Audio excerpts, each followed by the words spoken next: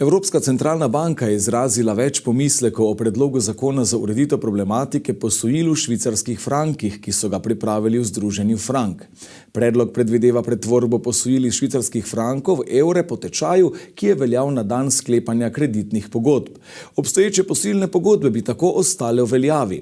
Zakon bi zajel posojilne pogodbe, sklenjene v obdobju od 28. julija 2004 do 31. decembra 2010 in vse kredite v švicarskih frankih. Evropska banka med drugim pravi, da uvajanje ukrepov za nazaj ogroža pravno varnost. Ugotavlja, da bi imelo tudi negativen vpliv na bančni sektor, dobičkonosnost in prihodnjo sposobnost kreditiranja. Združenje Frank pa meni, da noben pomislek ni dovolj argumentiran in upravičen, tako da bi po njihovem državni zbor lahko sprejel predlog zakona.